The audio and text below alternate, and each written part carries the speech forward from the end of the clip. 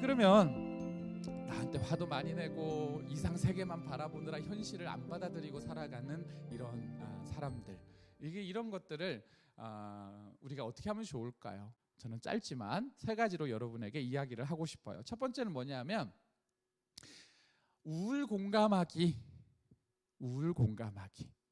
사실 여러분 상담에서 심리적으로 보면 제일 많은 공감이 필요한 사람이 많은 정서 중에 우울이에요.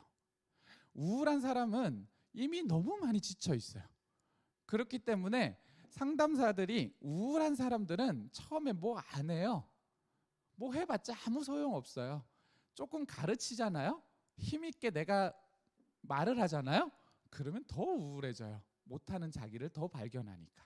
그래서 우울한 사람에게는 말도 느리게 하고 목소리도 작게 하고 제일 많이 하는 게 초반나 10회기 20회기 이럴 때 제일 많이 하는 게 뭐냐 하면 그렇죠. 참 돈이 많았으면 좋겠죠. 아이고 그러게 그 세상에서 살면 얼마나 좋을까. 가족들끼리 화목하고 엄마랑 사이도 좋고. 그러면 선생님의 인생은 어떻게 되었을까요? 그러네. 정말 그런 인생이었으면 참 좋았겠다. 그러게요. 나는 아직 능력을 가지고 열심히 살고 싶은데 선생님 몸이 자꾸 늙어가니까 얼마나 속상하시겠어요. 기억도 자꾸 감퇴되고 뭘 하려고 해도 이제는 뭘 할 수 있는 그런 시력도 나빠져. 체력도 나빠져. 아이고 어떡하나. 별말하지 않고 그 사람의 심정을 많이 위로하고 이해하고 공감해줘요. 엄청나게 중요해요. 왜냐하면 우울은 그렇게 힘을 잃었기 때문에 힘을 좀 줘야 되는 거죠. 그래서 여러분에게 드리는 첫 번째 성장 포인트는 뭐냐 하면 우울한 나를 많이 공감해 줘야 돼요. 어떤 걸 공감해 줄 거냐? 우울은 두 가지예요. 하나는 결핍의 경험이에요. 참 이렇게 내가 살고 싶은데 그렇게 하고 싶었는데 그렇게 안 됐던 나, 그렇게 안 될 수밖에 없었던 환경, 그렇게 안 됐던 관계, 이런 것들을 많이 알아줘야 돼요. 그렇죠.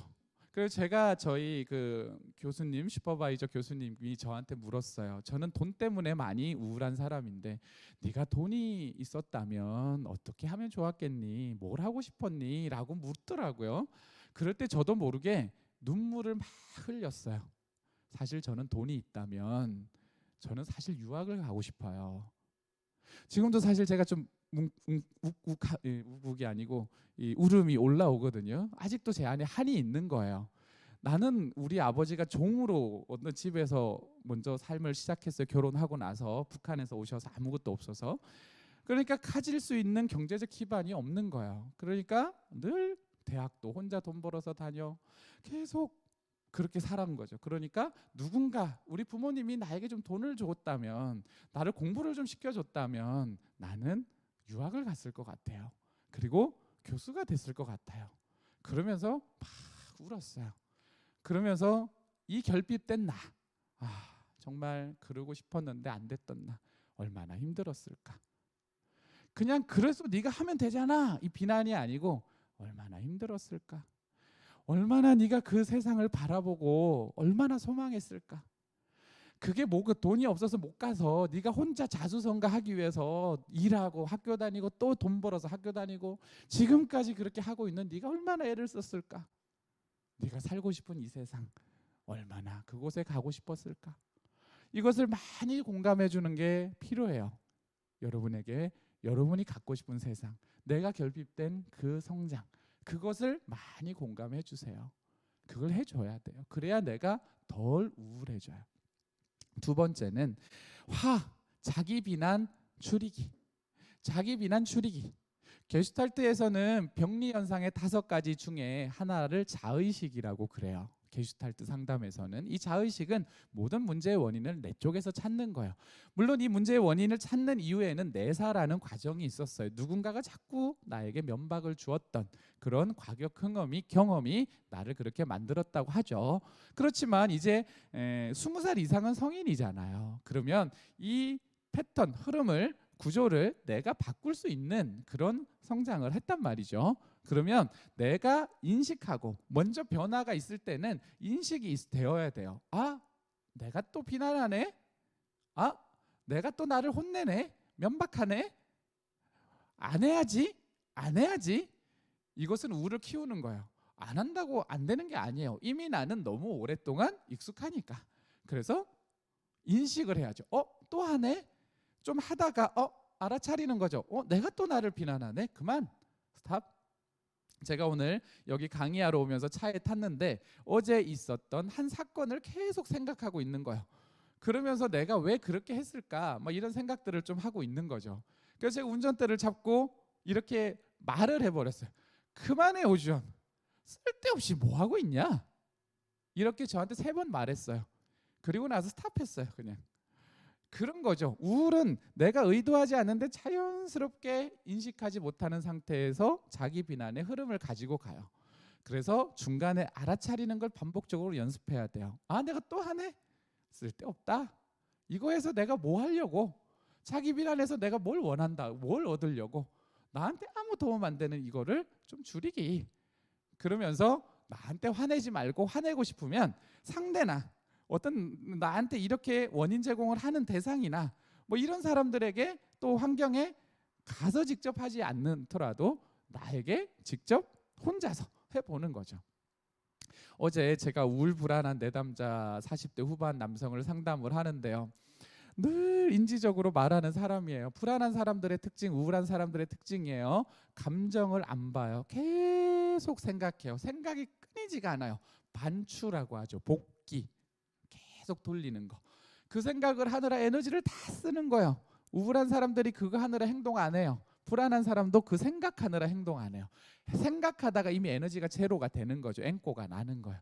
그분을 계속 상담을 하는데 마지막에 우울 정서를 접촉을 하기 위해서 비의자 기법을 썼어요. 자, 이제 마무리하면서 여기 맞은편에 선생님, 우울한 선생님을 앉힙시다. 자, 이제 우울한 선생님이 저기에 앉았습니다. 선생님을 계속 비난하고 선생님을 계속 혼내는 면박꾼 같은 우울한 당신이 저기에 앉아 있습니다. 지금 당신은 우울한 사람이 아니고 면박하는 그런 사람이 아닙니다. 자, 이제 당신이 이 사람에게 어떤 얘기를 해주고 싶습니까? 라고 제가 이야기를 던지고 이렇게 말을 해보도록 했어요.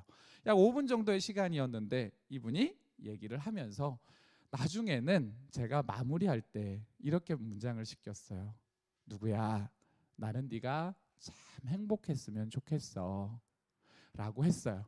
그랬는데 이분이 나는 네가 참 행복했으면 좋겠어 라고 말을 하면서 오열을 하는 거예요.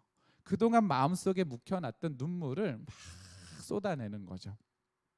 그래서 자기가 너무 나를 못 살게 굴었다. 20년 동안 너무 수고하고 책임감 있게 누구보다 부담감을 가지면서 열심히 애를 썼는데 아직도 못한다고 말하고 있는 내가 너무 안타깝다. 그러면서 막 격려를 해주더라고요. 참 좋은 거죠. 이게 우울을 벗어나는 길목이에요. 그래서 여러분이 그런 걸 알아차릴 때 여러분 자신을 비난하는 것보다 나를 좀 더 위로하면서 또 다르고 화는 그냥 다른 방식으로 내버리는 다른 원인을 다른 쪽으로 찾아버리는 그런 과정을 좀 하시면 좋겠어요. 마지막 3번째는 이상과 현실의 간극 줄이기예요. 우울한 사람들은 현실을 외면하려고 해요. 계속 이상만 보죠. 그래서 이상만 내 세상이라고 생각을 해요. 근데 그거는 우울을 계속 증폭시켜요. 그래서 간극을 줄여야 해요.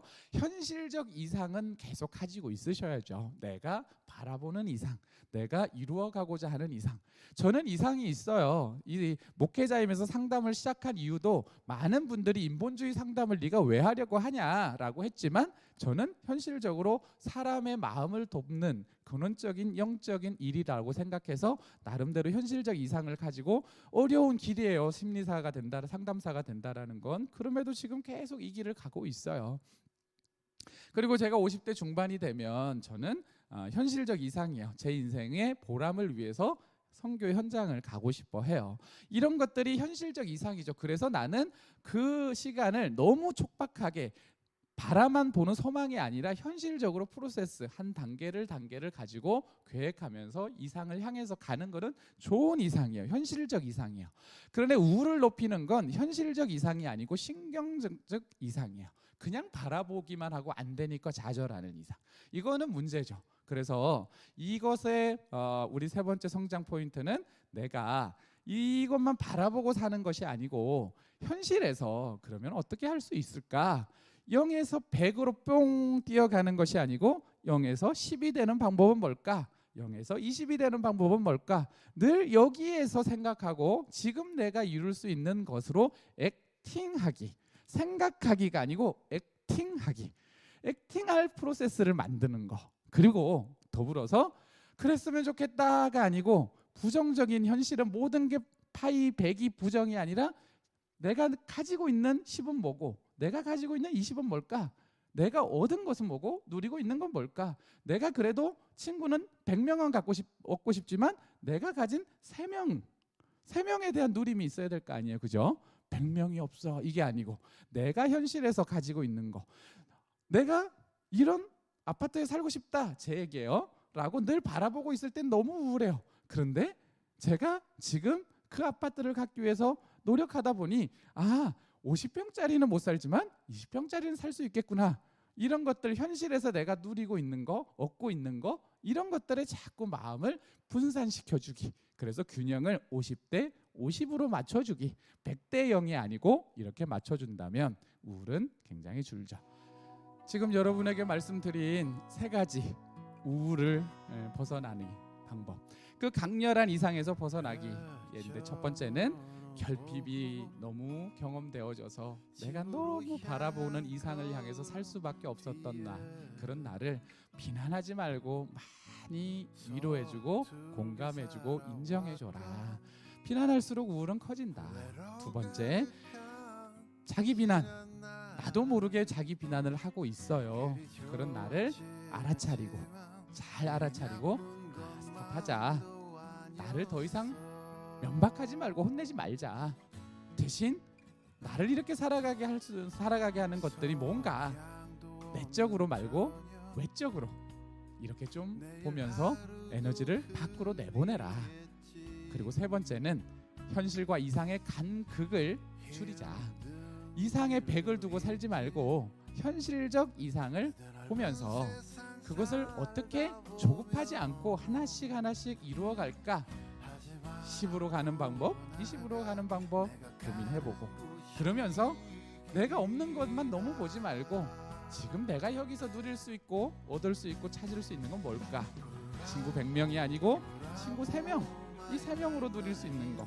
그리고 내가 여기에서는 지금 교수는 아니지만 나는 공부하는 학생으로서 또 강의를 하는 것으로서 얻어지는 나.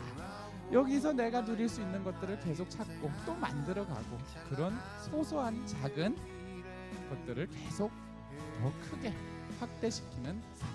그런 삶을 살아간다면 우울을 우리가 스스로 조절하고 또 감당하면서 그렇게 살 수 있는 그런 삶이 되리라고 믿습니다.